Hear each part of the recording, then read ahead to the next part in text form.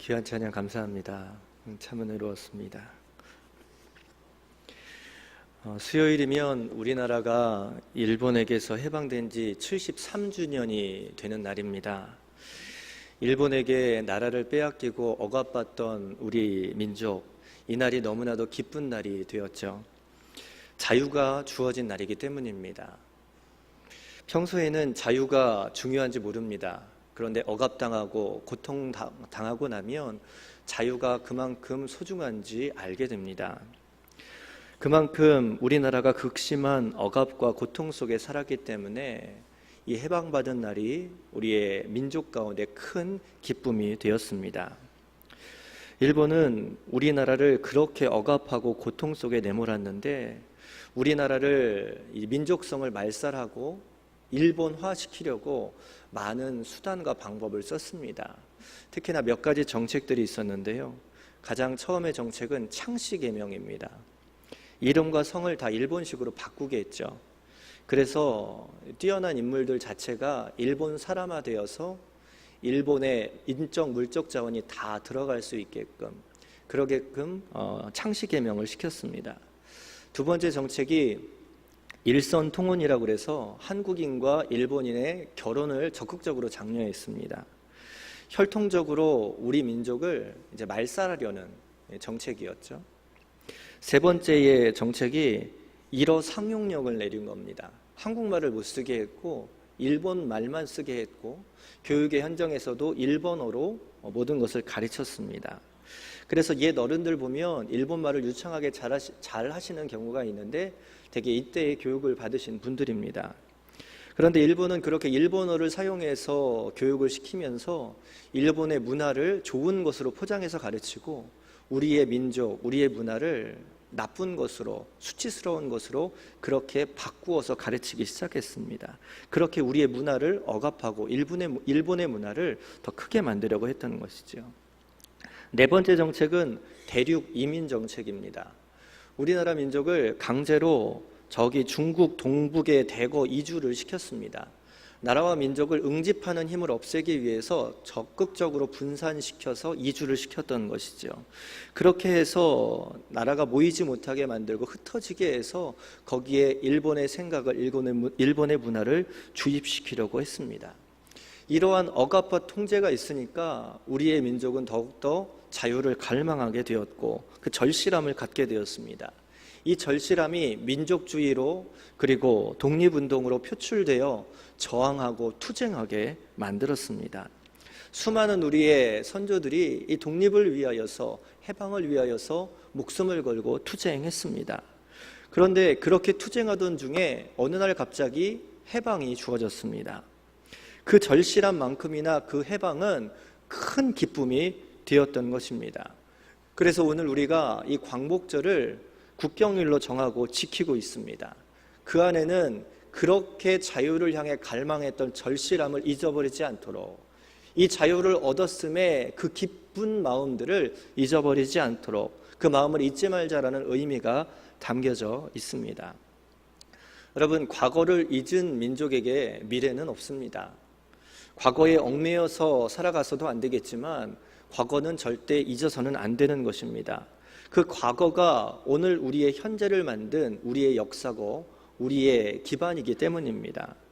과거의 고통, 그 눈물 위에 오늘이 쌓여졌음을 기억하며 내일의 미래를 설계해 나갈 때에 그것이 탄탄한 민족, 탄탄하게 세워지는 민족이 될 수 있는 것입니다. 오늘 본문에 나온 이스라엘도 우리나라와 마찬가지로 외세의 어려움 가운데 고통당하고 신음하던 모습이 있었습니다. 특히나 오늘은 애굽에서 고통당하고 있는 이스라엘의 모습을 그리고 있는데요. 애굽은 이스라엘이 맨 처음 국무총리인 요셉 때문에 이주해 갔던 땅입니다. 흉년으로 인해서 그것을 피해서 애굽에 정착하게 됐습니다. 그런데 창세기 46장 27절에 보니까 애굽의 가족들이 거기에 정착했는데 거기에 인원수가 70명에 불과했습니다. 그런데 시간이 갈수록 이 70명의 숫자가 기하급수적으로 늘어나기 시작했습니다. 출애굽할 때 장정만 60만이라고 했으니까 실질적으로 이스라엘의 수는 200만이라고 추정을 합니다. 70명의 숫자가 200만이 된 겁니다. 기하급수적으로 늘어난 것이죠. 그렇게 빠른 속도로 인원이 늘어나고 이스라엘 민족이 많아지니까 이 애굽 사람들이 두려워하기 시작했습니다. 혹시 이스라엘 민족이 다른 마음을 먹으면 쉽게 애굽을 전복시킬 수 있을 거다라는 생각을 갖게 되었어요. 그렇기 때문에 이 애굽 사람들은 이스라엘을 정책적으로 억압하기 시작했습니다. 그 정책 중에 하나가 노역을 시키는 겁니다. 국가적으로 어려운 일, 큰 일이 생기면 이스라엘 사람들을 강제적으로 동원해서 그 일을 시켰습니다. 그래서 성을 짓는 일에 동원해서 흙을 일기고 벽돌을 굽고 돌을 나르게 했습니다. 그렇게 노역을 시키면, 그래서 고단하게 만들면 그 번성의 속도가 늦춰질 거다라고 생각했던 겁니다. 그런데도 그 번성의 속도가 줄어들지 않았습니다. 그래서 두 번째로 펼친 정책이 무엇이냐면 산하 제한 정책입니다. 당시에 출산을 하게 되면 출산을 돕는 산파가 항상 따라 붙었습니다. 이 산파를 이용해서 정책적으로 남자아이가 태어나면 그 아이를 죽이게끔 명령하였고 그것을 정책으로 내려보냈습니다. 여자아이만 살리고 남자아이를 살린다라는 것은 이 민족 자체의 번성의 속도를 줄이는 것뿐만이 아니라 군사력을 억제하겠다라는 의도입니다. 그렇게 압제당하고 그렇게 통제당하니까 이스라엘 민족은 신음하게 되었고 그래서 자유에 대한 절실함을 갖게 되었습니다. 그 자유에 대한 절실함은 하나님을 향한 울부짖음으로 이어졌고 하나님께서는 그들의 소리를 들으시게 되었습니다. 그래서 출애굽기 2장 23절은 이렇게 말씀합니다. 이스라엘 자손은 고된 노동으로 말미암아 탄식하여 부르짖으니 그 고된 노동으로 말미암아 부르짖는 소리가 하나님께 상달된지라. 하나님께서 그들의 소리를 외면하지 않으십니다. 들으십니다. 그리고 그들을 구원시키기 위하여 모세를 준비시키십니다. 모세를 통하여 이스라엘을 애굽에서 자유롭게 구원하여 주십니다. 그런데 그 과정 가운데 애굽의 바로 왕은 하나님의 역사를 인정치 않습니다. 하나님께서 이스라엘을 구원케 하신 사건에 대적하게 합니다. 그래서 하나님께서는 그 민족 가운데 애굽의 땅에 10가지 재앙을 내리셔서 애굽을 무릎 꿇게 하시어 이스라엘에게 자유를 주셨습니다. 오늘 본문이 바로 하나님께서 보여주신 10가지 재앙 중에 10번째 재앙에 관한 내용을 기록하고 있습니다. 하나님은 오늘 말씀에 보니까 애굽 땅을 다니시며 사람이나 짐승을 막론하고 처음 난 모든 것을 다 없앨 것이다, 심판하실 것이다 라고 말씀하고 계십니다. 그런데 그때에 어린 양의 피를 집 좌우 문설주에 발라놓은 곳은 넘어갈 것이다 라고 말씀하고 계십니다. 실제로 하나님께서 이렇게 말씀하셨듯이 하나님께서는 말씀대로 애굽 땅에서 모든 처음 난 것을, 곧 바로의 장자부터 시작해서 짐승의 처음 난 이 첫 새끼까지 모든 것을 다 죽게 하셨습니다. 하나님께서 그렇게 치신 그날은 애굽의 온 땅이 초상집이 되어버렸습니다. 그런데 이스라엘의 집들은 그 재앙에서 제외되었습니다. 왜냐하면 하나님께서 미리 피할 길들을 그들에게 제시하셨기 때문입니다. 그것은 문설주 위에 흠없는 어린 양의 피를 발라놓는 것입니다. 그러면 그 피를 보고 하나님 여호와의 영이 그것을 넘어가셨습니다. 이렇게 넘어간 날, 그것을 기념한 절기가 바로 유월절입니다. 넘어갔다. 그래서 패스오버라고 하여 유월절이라고 그렇게 지키게 되었습니다. 이스라엘에는 3대 절기가 있습니다. 그것이 유월절, 칠칠절, 장막절입니다. 그런데 그중 가장 크게 지키는 절기가 바로 이 유월절입니다. 이날은 하나님께서 이스라엘을 애굽의 손에서 구원하신 날이기 때문입니다. 절실함으로 울부짖었더니 하나님께서 들으시고 응답하신 날이기 때문입니다. 억압되어 있는 자들에게 자유를 주셨던 날이기 때문입니다. 그래서 이날을 유대인의 가장 큰 절기로 지금도 지키고 있습니다. 그런데 오늘 본문에서 오늘 14절 말씀에서 주님께서는 이 10번째 재앙을 보이시며 이스라엘 민족에게 정확히 명령하십니다. 너희는 이날을 기념하여 여호와의 절기를 삼아 영원한 규례로 대대로 지킬지니라. 분명히 이렇게 명령하고 계십니다. 이 말씀에 순종하여 지금도 유대민족은 유월절을 지키고 있습니다. 그런데 하나님께서는 뜬금없이 왜 이 날을 기념하여 지키라, 대대로 지키라라고 명령하고 계실까요? 거기에는 몇 가지 이유가 있을 겁니다. 첫째로는 하나님께서는 이 절기를 지킴으로 영원히 하나님을 잃어버리지 않도록 하시기 위함입니다. 당시 하나님에 대한 표현이 있습니다. 하나님은 스스로를 호칭하실 때에 아브라함의 하나님, 이삭의 하나님, 야곱의 하나님이라 라고 부르십니다. 즉 이스라엘의 이 민족을 이 족장의 시대서부터 하나님께서는 함께 하셨고, 그리고 지금도 함께 하시며 앞으로도 함께 하실 하나님의 모습이라 스스로 그 호칭 가운데 표현하고 계시는 것입니다. 이스라엘은 이 하나님과의 관계 속에서 정확한 정체성을 갖습니다. 나는 하나님의 백성이고 나는 하나님이 택하신 사람이다. 이러한 정확한 정체성 속에서 구할 것을 하나님 앞에 구하고 어려움들을 하나님 앞에 절실하게 아뢰입니다. 하나님께서는 이 관계 속에서 그들의 소리를 들으시고 이 관계 속에서 구원의 역사를 허락해 주셨습니다. 하나님과 맺어진 이 관계, 이들 가운데 세워진 정체성은 이렇게 출애굽한 이후에도 그들 가운데 계속 이어집니다. 특히나 출애굽한 후에 시내산에서는 하나님의 백성으로서, 이 백성이란 단어가 거기서 처음 나오는데 하나님을 왕으로, 그리고 이스라엘 백성은 스스로 백성된 관계로 그렇게 언약을 맺게 됩니다. 그래서 하나님과의 관계가 하나님의 왕으로, 이스라엘은 백성으로 그렇게 관계를 맺고 살아갔고, 그렇게 관계 맺은 그런 모습 속에서 이스라엘은 하나님의 도우심으로 적과 꿀이 흐르는 가나안을 얻는 축복으로 그렇게 누리며 살아가게 되었습니다. 하나님은 이러한 관계가 이스라엘 민족 영원히 그들의 삶 가운데 계속되기를 원하십니다.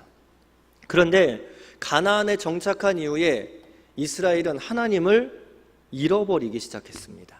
하나님과의 관계가 애매해진 겁니다. 단절되게 된 겁니다. 하나님이 아닌 이스라엘이 우상을 섬기게 됩니다. 바로 바알과 아세라를 섬기게 됩니다. 하나님을 쫓는 것이 아니라 하나님이 아닌 자기의 소견에 오를 대로 행하는 그런 맘대로의 삶을 살아가게 됩니다.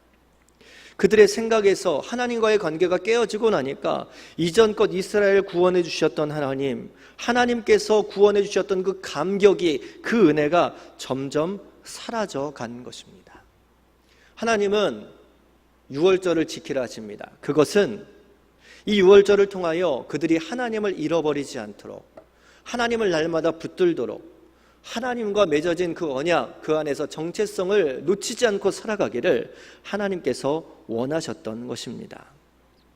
지난 2015년 12월 28일 날 위안부 문제와 관련해서 한일 양국 정부가 합의문을 공동 발표한 사건이 있었습니다. 이를 통해서 한일 양국 정부는 이 위안부 문제가 종결되었다라고 선포하였습니다. 그런데 양쪽 정부가 그것을 종결되었다 선포한다고 해서 그게 종결된 문제입니까? 이 합의 직후부터 비판과 논란이 끊이지 않았습니다. 그래서 작년 2017년에 정부에서는 한일 위안부 TF팀을 만들게 되었고, 이전 발표, 이 합의문과 관련해서 이렇게 발언하고 언급했습니다. 피해자를 배제하고 한일 정부가 서로 요구 조건을 주고받는 방식으로 문제를 해결을 한 것은 분명한 잘못이다. 일본이 진실을 인정하고 피해자 할머니들에게 진심을 다해 사죄하며 그런 일이 다시는 일어나지 않도록 국제사회와 함께 노력할 때 할머니들도 일본을 용서할 수 있을 것이다. 그것이 완전한 위안부 문제의 해결이다. 그렇게 발언했어요. 시간이 흘러가면 흘러갈수록 옛날의 일은 잃어버리기 마련입니다. 잊혀지게 마련입니다. 그런데 일본 정부는 이것을 교묘하게 이용하는 것 같습니다. 오히려 그것을 종결짓고 그것이 사라지기를 바랍니다. 한술 더 떠서 오히려 역사를 왜곡하고 덮으려 합니다. 그래서 역사 교과서를 왜곡하여서, 그래서 편찬해서 일본의 젊은이들 가운데 그것을 교육시키고 있습니다. 위안부 할머니들을 위해서 봉사하고 있는 관계자들은 그래서 이렇게 얘기합니다. 일본 정부가 어떻게 반응하느냐 보다 우리 젊은이들부터 올바른 교육을 받고 바른 인식을 정립하는 것이 중요하다. 역사는 우리의 뿌리입니다. 그 뿌리가 우리의 정체성이 됩니다. 그 정체성이 바르고 진실되고 건강하게 세워질 때에 그 사람, 그 나라, 그 민족은 뿌리 깊은 나무와 같이 견고하게 세워질 수 있습니다. 뿌리가 튼튼해야 나무의 잎이 무성하고 아름다운 열매가 맺어질 수 있듯이 바른 역사의식과 바른 정체성이 세워져 있을 때 그 나라와 그 민족은 아름다운 열매들을 맺고 성장할 수 있는 것입니다. 이스라엘에게 있어서 그들의 뿌리가 되고 그들의 근간이 될 수 있는 것은 언제나 하나님과의 관계입니다. 하나님과의 관계 속에서 바른 정체성을 가지고 있을 때 이스라엘 백성은 하나님 은혜 안에서 풍성한 은혜를 누릴 수 있었습니다. 하나님이 그들의 하나님이 되고 그들이 하나님의 백성이 되어야 그들 가운데 승리의 은혜가 주어질 수 있었던 것입니다. 하나님께서는 그 승리의 기억을, 하나님께서 은혜를 주셨고 하나님께서 그들의 하나님 되심을 날마다 매년마다 유월절을 지키면서 그 하나님을 붙들 것을 바라고 계신 것입니다. 그렇기 때문에 유월절을 지키게 하시고 그러므로 말미암아 바른 정체성을 가지고 하나님 안에서 풍성한 은혜를 누리며 살 것을 요구하고 계신 것입니다. 그래서 유월절을 지키라 하신 것이에요. 두 번째로 하나님께서 유월절을 지키라 하신 것은 하나님의 은혜를 계속 흐르게 하시기 위함입니다. 이스라엘이 애굽에서 구원받은 것은 전적인 하나님의 은혜입니다. 하나님의 강권으로 하나님께서 애굽 바로를 무릎 꿇게 하심으로 이스라엘을 구원시키셨습니다. 이스라엘이 한 것은 단지 하나님께 부르짖은 것뿐입니다. 하나님이 다 하신 거예요. 그러다 보니까 이 주어진 자유, 이 해방에 대해서 어떻게 해야 할지 몰라서 우왕좌왕하는 모습이 이스라엘 가운데 있었습니다. 그래서 조금만 어려움이 생기면 애굽의 때를 그리워하고 오히려 하나님을 원망하고 모세를 원망하였습니다.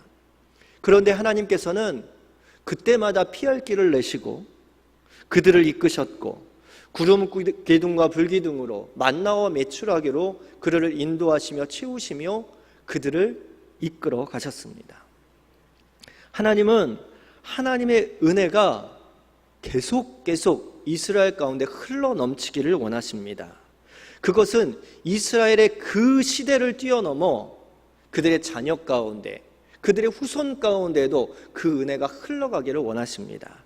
그래서 오늘 14절 말씀에 보니까 너희는 이 날을 기념하여 여호와의 절기를 삼아 영원한 규례로 지키라. 거기까지 얘기하지 않으시고요. 영원한 규례로 대대로 지킬지니라 라고 말씀하고 계십니다. 대대로 지키라라고 말씀하십니다. 여러분, 모든 자유에는 책임이 따릅니다. 책임 없는 자유는 금세 방종으로 퇴색되어지고 온전한 자유의 기쁨을 맛보지 못하게 만듭니다. 하나님은 자유에 대한 책임으로서 유월절을 지키라 명령하십니다. 그것도 지금의 너희의 때가 아니라 그것을 가르쳐 지켜서 대대로 지키게 할 것을 명령하십니다. 즉 구원받은 백성에게 하나의 책임을 부여하시는 겁니다. 하나님께서는 유월절을 지키며 전적인 하나님의 구원을 후대에 가르쳐서 그 은혜를 흘려보낼 것을 요구하고 계신 것입니다. 그것이 바로 은혜 받은 자의 책임이고 역할인 것입니다.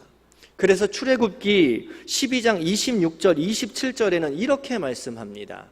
우리 출애굽기 12장 26절 27절을 함께 한번 읽어보겠습니다. 이후에 너희의 자녀가 묻기를 이 예식이 무슨 뜻이냐 하거든 너희는 이르기를 이는 여호와의 유월절 제사라. 여호와께서 애굽 사람에게 재앙을 내리실 때에 애굽에 있는 이스라엘 자손의 집을 넘으사 우리의 집을 구원하셨느니라 하라 하매 백성이 머리 숙여 경배하니라. 하나님은 우리에게 은혜를, 구원을 이스라엘 가운데 허락해 주셨습니다. 그러나 그것으로 그치지 않으십니다. 거기에 분명한 책임과 역할을 부여하십니다. 그 은혜를, 그 축복을 하나님께서 부여하신 역할을 감당할 때 그 은혜는 더 풍성한 것으로 넘치고 흘러 우리의 가정을, 우리의 후손을, 우리의 민족을 더 풍성하게 만들 수 있는 것입니다. 우리나라가 해방을 맞이할 때에도 우리는 자유에 대한 준비가 전혀 되어 있지 않았습니다. 그 해방이 우리의 힘으로 얻은 것이 아니라 말 그대로 어느 날 갑자기 생각지도 못했는데 주어졌기 때문입니다. 물론 우리가 자유를 위해서 얼마나 수고하고 투쟁했는지 모릅니다. 믿는 자들은 하나님 앞에 얼마나 기도하고 울부짖었는지 모릅니다.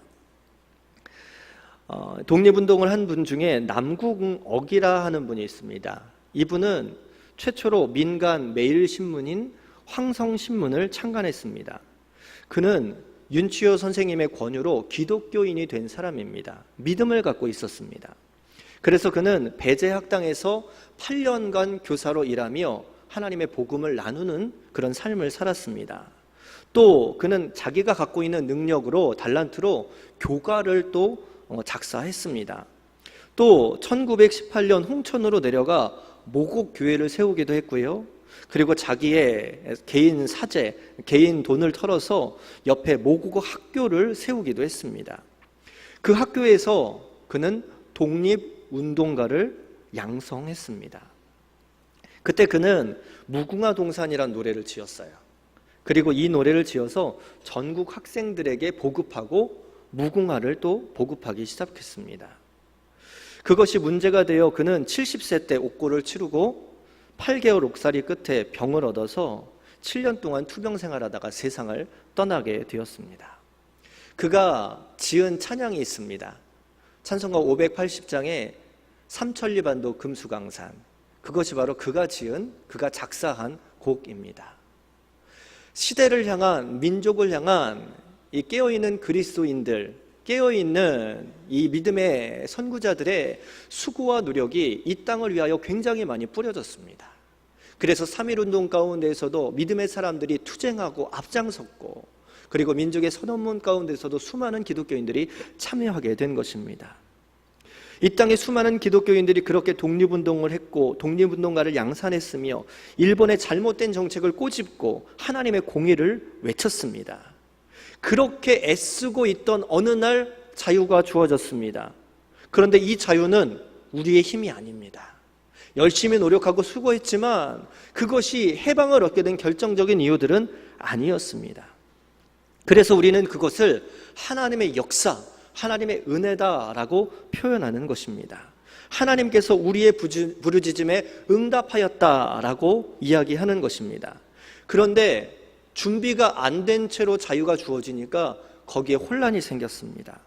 이미 지도층은 외세의 압력에 붕괴되어 있는 상태입니다. 그 가운데 자유가 주어지니까 혼란이 생겼습니다. 이념이 갈등하게 되었고 또한 서로 지도자가 되려고 분열과 갈등과 다툼이 생기게 되었고 그 새로운 시대에 혼란이 야기되었습니다. 정치, 경제, 문화, 종교 여러 분야에서 갈등과 다툼과 반목이 일어나게 되었습니다. 한국교회도 이 시기 동안에 수많은 교파가 생겨나게 되었습니다. 시대와 민족의 상황 가운데 이렇게 대처해야 한다, 복음은 이렇게 말하고 있다, 이렇게 행동해야 한다 주장하는 그 주장들이 서로 엇갈리다 보니까 수많은 교파를 양성하게 되었고 교회가 하나 되지 못하고 갈등하는 그런 결과들로 나타나게 되었습니다. 또한 이념은 우리 민족을 양분화시켰고 그로 말미암아 전쟁이라는 안타까운 상황을 초래하기도 했습니다. 여러분, 분명 자유에는 책임이 따릅니다. 그 자유는 방종으로 이어질 수 있기 때문입니다. 오히려 그 자유가 혼란과 분열을 야기시킬 수 있기 때문입니다. 그 자유의 책임과 분명한 모습이 함께 따라올 때 자유는 계속된 자유로, 풍성한 은혜로, 계속되는 축복으로 이어질 수 있는 것입니다. 그래서 하나님께서는 이스라엘을 향하여서 자유를 허락하시면서 유월절을 지킬 것을 요구하고 계십니다. 전적으로 하나님께서 구원해 주셨음을 인정하며 어떠한 순간에서도 하나님 붙들며 살아갈 것을 요구하고 계신 것입니다. 또한 그 삶이 계속 이어져서 하나님의 통치를 경험하는 삶으로 그 은혜가 흘러갈 것을 하나님께서 요구하고 계신다라는 것입니다. 오늘도 우리의 삶도 하나님 안에서 구원이라는 참 자유를 입게 되었습니다. 이전까지는 사단의 올무에서 살았던, 이전까지는 죄의 자녀로 살았던 그 모습이 바로 우리의 모습이었습니다. 그런데 우리의 공로와 상관없이 하나님께서는 전적인 은혜로 우리를 구원시키셨고, 그래서 우리를 생명의 자녀로, 하나님의 백성으로 인정해 주셨습니다. 그런데 하나님께서는 우리에게 그렇게 전적인 은혜를 허락해 주셨음에 거기에서 멈추지 않고 그 은혜를 날마다 우리 가운데 넘쳐 흐르게 함으로, 누군가를 살리는 사람으로, 그로 말미암아 내 안에 풍성한 은혜를 누리는 사람으로 살아갈 것을 요구하십니다. 그래서 에베소서 1장 4절 6절에는 이렇게 말씀하고 계십니다. 함께 읽습니다. 곧 창세전에 그리스도 안에서 우리를 택하사 우리로 사랑 안에서 그 앞에 거룩하고 흠이 없게 하시려고 그 기쁘신 뜻대로 우리를 예정하사 예수 그리스도로 말미암아 자기의 아들들이 되게 하셨으니 이는 그가 사랑하시는 자 안에서 우리에게 거저 주시는 바 그의 은혜의 영광을 찬송하게 하려는 것이라. 아멘. 우리에게 은혜를 허락하신 하나님은 우리가 거기에 머무르지 않고 그 은혜를 가지고 하나님의 영광을 찬송하기를 원하십니다. 마치 은혜를 주신 하나님, 구원하여 주신 하나님, 그 하나님이 유월절을 지키라 하시며 그 하나님의 은혜를 대대손손 나누며 흘리며 지키며 그 은혜를 풍성하게 만들라 명령하시는 것처럼 말입니다. 오늘도 우리의 삶 가운데 하나님의 일하심을 온전히 인정할 수 있는 여러분들 되시기를 원합니다. 전적인 하나님의 구원, 전적인 하나님의 역사를 인정하며 그 하나님께서 주신, 맡기신 역할, 사명을 붙들 수 있는 여러분들 되시기를 원합니다. 그렇게 붙들며 살아감을 통하여 우리에게 주신 자유는, 은혜는 대대손손 이루는 하나님의 축복으로 더 크게 나타나게 될 것입니다. 오늘은 73주년 광복절 기념주일입니다. 해방기념주일입니다. 우리 민족 가운데 우리를 구원케 하신 하나님의 그 역사를 발견할 수 있는 은혜가 여러분들 가운데 있게 되기를 소망합니다. 그리고 우리에게 주신 구원의 은혜, 자유의 은혜를 허락하신 하나님을 바라보며 우리의 정체성을 바로 세우고 우리에게 주신 은혜를 되새겨 나눌 수 있는 우리가 되기를 원합니다. 그때에 우리의 삶을 풍성하게 하시고 우리의 가정을 풍성하게 하시고 우리의 나라를 견고하게 세우시는 놀라운 하나님의 축복이 계속 우리 가운데 넘치게 될 줄 믿습니다. 함께 기도하겠습니다.